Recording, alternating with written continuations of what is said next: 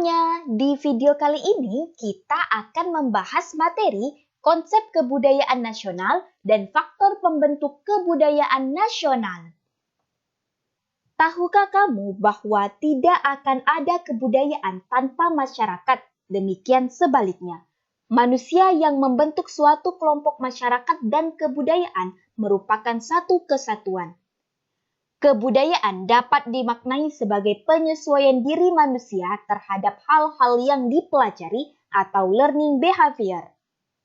Indonesia merupakan negara yang kaya akan kesenian, adat istiadat, dan kearifan lokal dalam kehidupan masyarakatnya. Sebagai contoh, wujud kebudayaan berupa ide dan pola tindakan dapat dituangkan dalam bentuk tarian dan kesenian adat.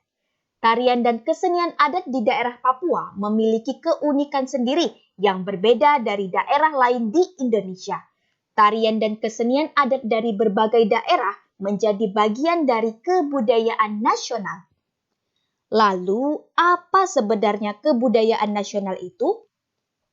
Kebudayaan nasional memiliki arti keseluruhan proses dan hasil interaksi antar kebudayaan yang hidup dan berkembang di Indonesia. Kebudayaan nasional memberikan identitas dan jati diri suatu bangsa yang sangat kuat dan khas, yang menjadi kebanggaan masyarakat Indonesia. Kebudayaan nasional di Indonesia merupakan puncak kebudayaan daerah. Selanjutnya, faktor pembentuk kebudayaan nasional. Yang pertama, kondisi geografis Indonesia. Kondisi dan letak geografis Indonesia mempengaruhi jenis kebudayaan lokal, sehingga budaya dan suku bangsa di Indonesia bervariasi. Berbagai budaya daerah di Indonesia merupakan hasil adaptasi terhadap kondisi geografis di lingkungan tempat tinggalnya.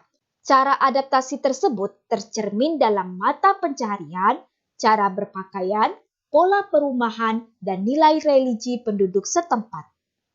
Yang kedua, wilayah kepulauan Indonesia. Etnik atau kelompok etnik yang mendiami suatu pulau mengembangkan budaya lokal untuk mempertahankan hidupnya.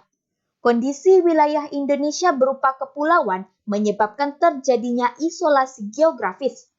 Tidak adanya alat komunikasi yang memadai pada masa lalu menyebabkan minimnya pengaruh dari luar. Oleh karena itu, penduduk di suatu pulau atau wilayah tertentu memiliki kebudayaan yang khas.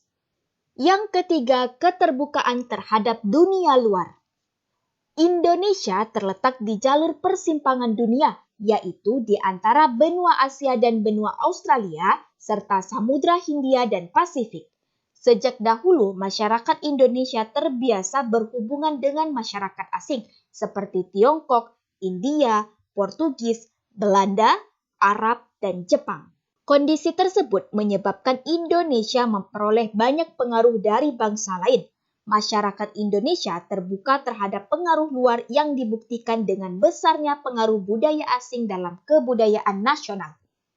Nah, daerah pesisir sendiri lebih cepat mengalami pembauran budaya dengan budaya asing daripada daerah pedalaman.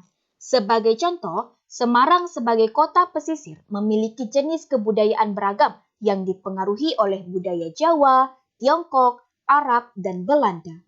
Coba kita amati gaya arsitektur bangunan bersejarah di Indonesia. Bentuk-bentuk bangunan seperti candi, masjid, dan benteng merupakan bukti adanya pengaruh dari luar dalam bentuk keanekaragaman budaya. Kontak antar kebudayaan yang berlangsung sejak lama di Indonesia mendorong terjadinya akulturasi budaya. Akulturasi tidak mengakibatkan perubahan secara total pada kebudayaan yang bersangkutan. Terdapat unsur-unsur kebudayaan asli yang masih bertahan dan ada pula unsur kebudayaan yang mengalami penyesuaian.